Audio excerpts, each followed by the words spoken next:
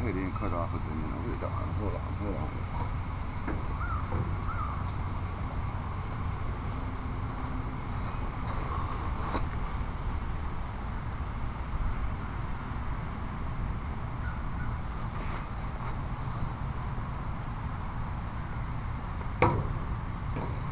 Yeah, I just had to make sure, say they help me out. They didn't cut my head off again. Because that last video I made with my head cut off, I liked the message, but I didn't like how my head was all cut off on that one. Well, Rasta Grove in the park. You know, man, I like making these little videos here because, you know, I get a little chance to, even though it ain't nothing big that everybody gonna listen to, I have a chance to really get certain things off my chest. You know what I mean? Because when you're a Rasta, you got so much things to say. That's just how it is. Because you ain't just Rasta for nothing. You know what I mean? It's a vibration you pick up that make you Rasta. So it's something that you're vibrating inside of you. You know, and the way we vibrating is we know we correct. You know what I'm saying? We know that we are correct in our vibration because it's written in history. You know, when you go to places like Egypt, places all over Africa, you got pyramids and stuff that Asian African people built where they document their life history. So we have documentation of the African gods in tombs and in pyramids in Africa dating back 5,000 years. So we know that these things were part of African life because they were depicted as part of African life. And so when you go to Africa in the pyramids, you can see Osiris, you can see Isis, you can see Horus, you can see the god child and the goddess and the god. But you know what? These people are African people. And when you're talking about Asian African people before we all got conquered and turned into this shit, you're talking about people who living on. See, Africa is the richest country. Africa is the richest natural resource on this earth. It's the richest in diamonds and pearls and any kind of natural element. You know what I mean? Africa is the richest country, period, for everything. So it's no surprise that everybody's got Africa as a target because if you win Africa, you're winning riches. You're winning a better life for yourself. See, we Africans take it for granted because we in Africa and we have everything we want. Africa is the richest place, and African people, we don't have to go nowhere to go conquer nobody to get a better life because we're born into a better life as African people in Africa. So there is no need to go anywhere. So people invading us because we like the natural target because here we are with all this abundance around us and we got all this leisure time to study. Because all these mathematical terms and all this math stuff that we learned that the Europeans took over and claimed names for it, all like the Pythagoras theorem and all that stuff. All this stuff been in Africa for years before Europeans come over there and find it out and put it in their books and they claim the knowledge of it. So all this knowledge that we have, all the knowledge that we are based on is African knowledge. And it's just because Africa got conquered, the Europeans took the knowledge and made it their own and got the credit for it. Because African people was not a wandering people as far as going out of Africa for anything. We are agricultural people. We are scientific people. You know what I mean? When the Europeans came to Africa and they see us looking up in the sky and praising the sun and all this kind of stuff, I mean, it's a natural thing to praise the sun. It's a natural thing to praise the sun. You know why? Because if it wasn't for the sun, there would be no life on earth. So the African people, the old Asian people realized the sun is the center of this earth right here. If it wasn't for the sun, there would be no life on earth. And the sun is what gave life to everything including man. So that's the Son of Man, the Son that created man. And so that's part of the praise. So they're always looking up in the sky and giving thanks for the sun, because the sun is what created life on this earth as far as they can see. And the sun is the most tangible thing that we can see around us that we can give praise to. Because, you know what I mean, God God didn't give us a face to look at. You know what I mean? He just gave us this nature. So the best representative that we have of God is the sun. You know, and the African people realize that. Now, I for one, you know what I mean, I say God and all that stuff because, but I really don't like the term God, just because whenever the term God comes up, the devil comes up in my mind with it too. And it's just like the devil and God kind of go together in like a North Pole and South Pole. So it's kind of a thing where I don't like to say God, because it's like it brings up this kind of devil image with it. So, but oh, you don't believe in God, brother? You know, I ain't saying nothing like that. Calm down. Let me examine this thing for you. I look around me, everything I see. I'm sitting here on a bench.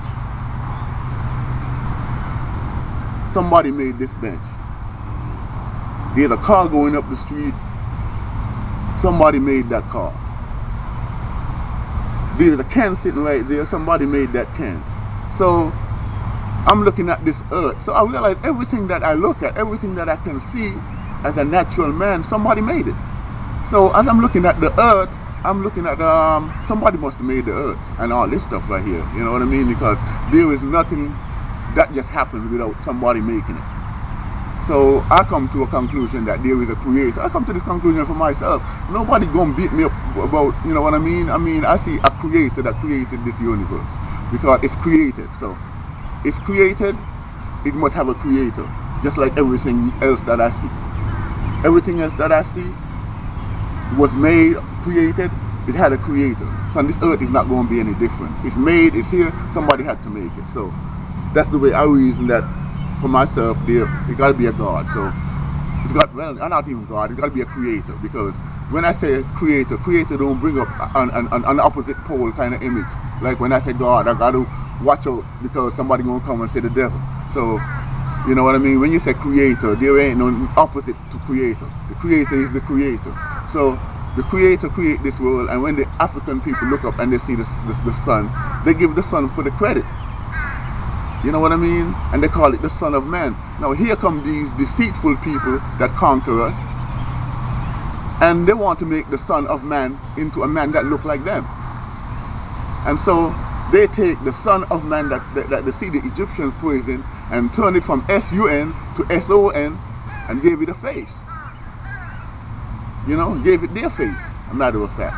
So once they gave it their face, it's like that was just the start of the European domination. You know what I mean? It's nothing to do with a man walking around healing some sick and raising the dead and walking on water and woo, man. Could such a man ever exist for real? You all think that? You know what I mean? You know, it's not possible in no kind of way. Scientifically, no kind of way. Nobody's going to do those things except it's an imaginary thing. You know what I'm saying? You know, it's like when they talk about the Easter Bunny and all them stuff here. This is just European tradition. You know what I mean? The Easter Bunny leaving your money and Santa Claus bringing your present. Those are just traditions, and it's the same thing. You know, Jesus Christ taking you to heaven after you're dead is just a tradition. And their tradition win over our tradition because they conquer us. And it's got nothing to do with a real person doing nothing. So, you know what I mean? As long as you can understand that, you can start seeing Rastafari. Now, how Rastafari come to be King of Kings? It's not we say, you know, it's not a bunch of people get up one day and start saying, boy, right now, smoke a lot of ganja and start saying, boy, right now, it's Selassie, you know. These are the accolades of a natural man, an African king that's never been conquered. So he has the legacy of foreverness on him. And this legacy of foreverness takes us back to our African roots. You know, it takes us back to our African roots and to our African God, because you know, even though we were a conquered people and we were forced into this tradition, you know what, man? Even though we were a conquered people and we're forced into this tradition, we still have a tradition of our own. And it's not, you know, it's not a tradition of fantasy, you know. It's a, you know, it's a tradition of reality. So it's real people in this tradition. You see, every time you ask a black man who he is, the first thing he do is run to the Bible. And I always say that. Why you do that, people? You know, you're connected to your parents. Your parents connected to your grandparents. Your grandparents connected to your great-grandparents. Your great-grandparents connected to your great-great-grandparents. It's just down the line you go like that. And I'm pretty sure if you go down the line like that, you're not going to find none of your folks connected to nobody in no Bible, because this Bible is just a made-up thing to indoctrinate the people. Why do you think they got to force it down your throat like that, man? If this shit was real, they wouldn't have to force it down your throat. Nobody ain't never fought Rastafari down my throat. You know what I mean? It's me being a little youth hearing the Rasta men them talking and start listening. And next thing you know, I'm making it out for myself, because you know, if you're a Rasta man, it can be lazy-minded. You know, a lazy-minded Rasta man is not going to work. You know what I mean? Because all you're going to do is regurgitate things that you hear, and next thing you know, you don't cut off your locks and gone back to church. So, so you can't be no lazy Rasta man. When you're a Rasta man, you got to be seeking for knowledge.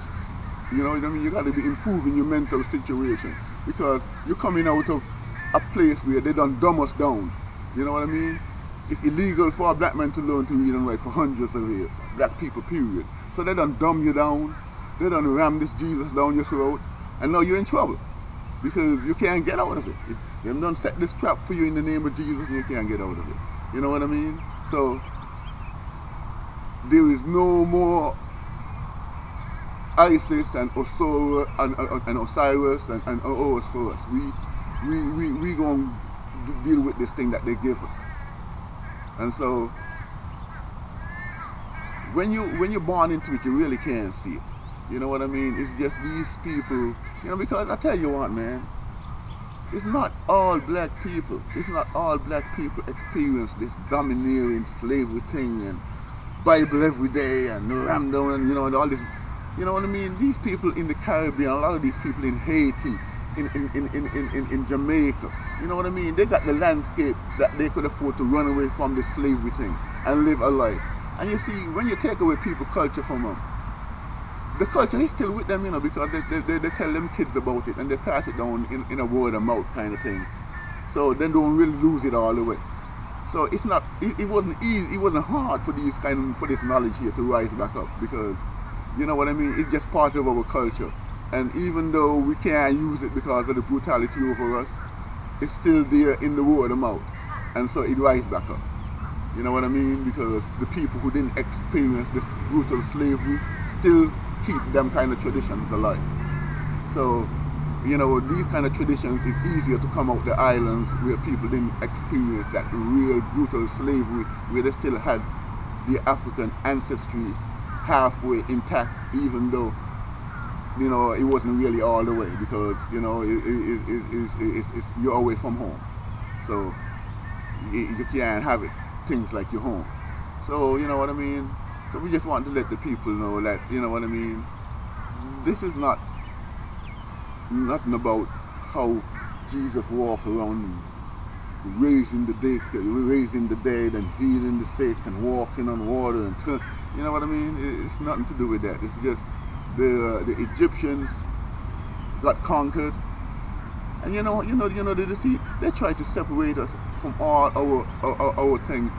You know, that's just how you know how they're deceitful. So next thing, in them earlier books, they take Egypt all the way out of Africa and put it in the Middle East.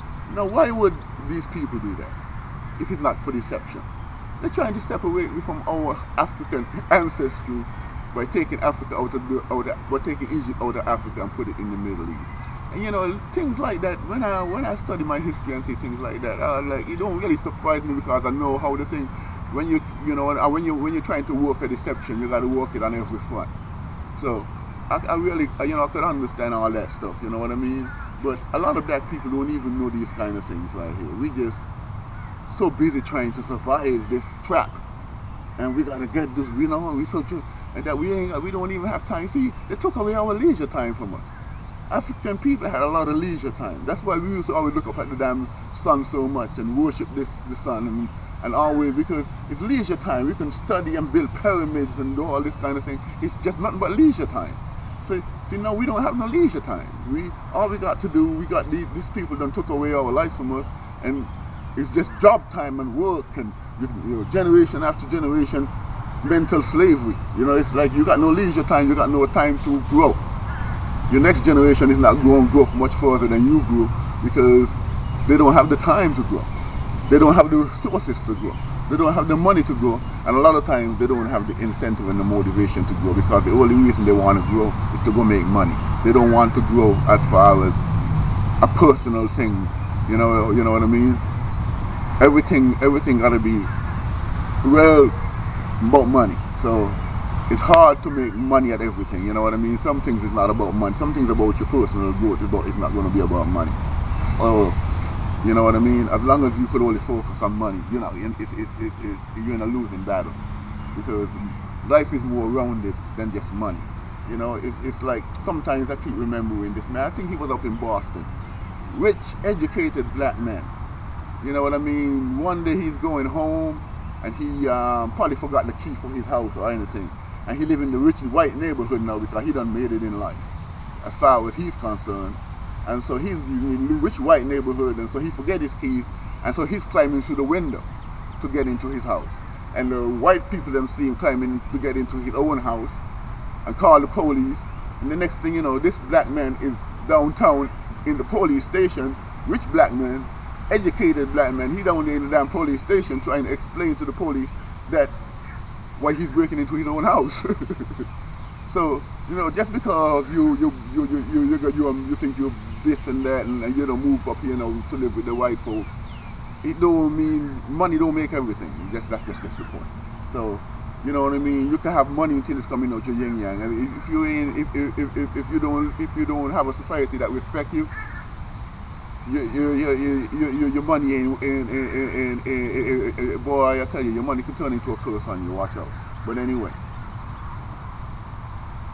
black people ain't just got to be about money because we ain't made it in life yet to that point where we just got to worry about money. We got so much other things to worry about besides just money. And you see, once these things get intact, the money will come. You know what I mean? It's just like how these European people have it. You know what I mean? Once they got this stuff intact, the money will come. Because now, you see, everybody, black or brown, is paying tribute to the Europeans. Because, it's like, if the people, you know what I mean? It's like down in the Caribbean, just because you see some black faces, you think black folks ruling over black folks. Those black folks ruling over black folks, but the system is not black. You know what I mean? The system is not a system where black folks is benefiting. The house slave is ruling over the field slave, according to how Malcolm X put it. So the house slave is reporting to the European country, and the field slave is getting the brunt of the bullcrap that's going on in them islands. So it's not an island where black people is trying to grow with black people. It's a situation where, you know what I mean? It's just how they do it. It's just how it is. You know what I mean? You see, a black man can get away with brutalizing another black man a lot better than a white man can get away with brutalizing a black man.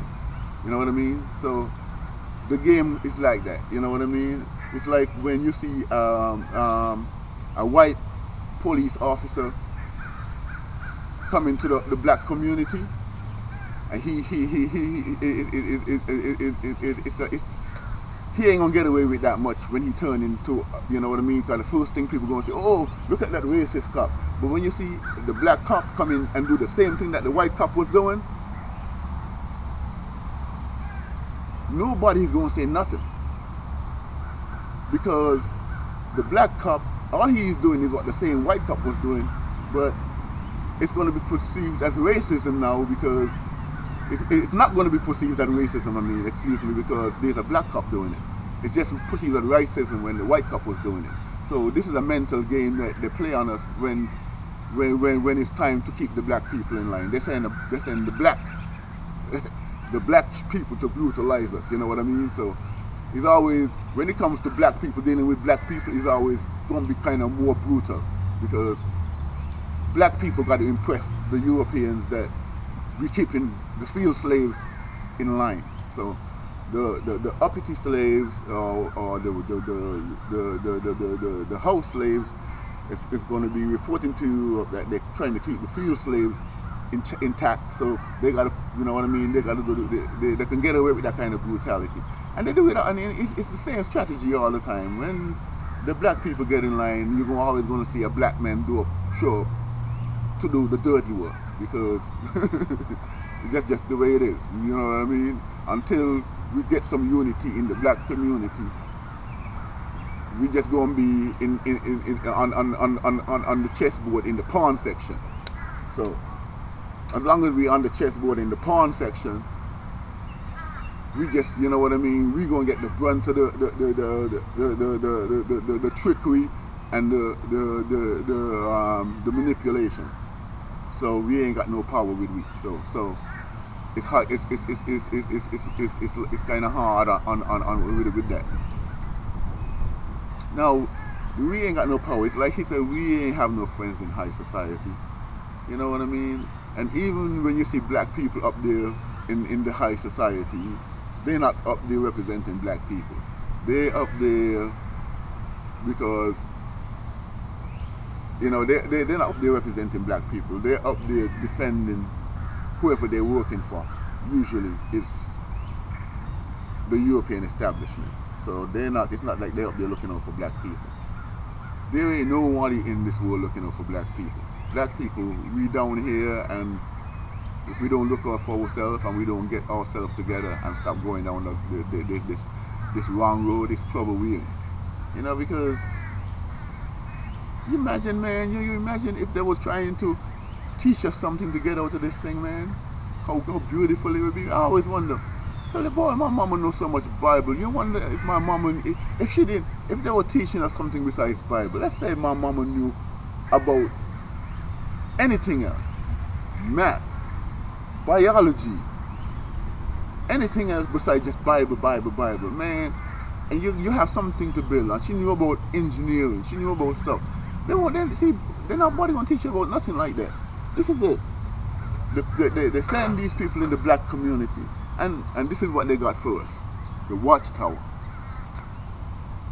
This lady gave me this thing here, the watchtower. How we gonna get ahead with this watchtower here, man? Nothing in here belongs to us. Nothing in here is about us.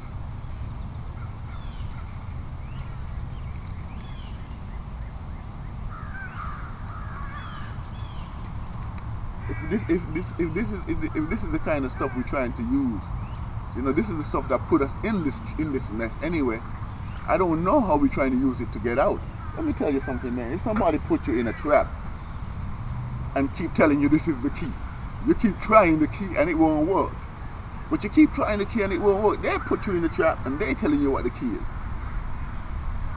And after a while, you got to think to yourself, man, this is the guy that put me in this trap. And he keep telling me that this is the key. I see that key over there in the corner, and I think I'm going to try that key right over there now, because I done been trying this key here, you know what I mean, for so long, and it don't work. But he telling me this is the key, but this must not be the key. Go over there and get that key. Let's go try that key. And that's it, because this is the right key anyway.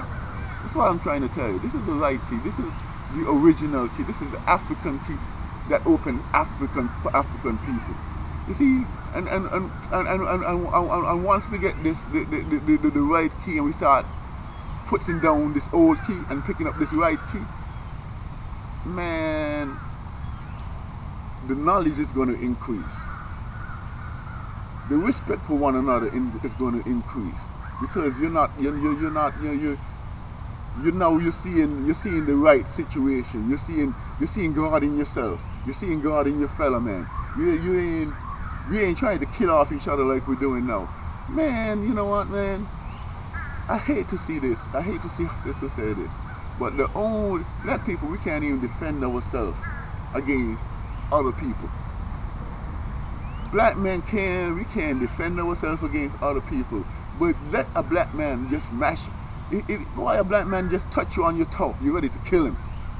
But somebody else could chop your mama head off. As long as they ain't black, you ain't gonna do shit.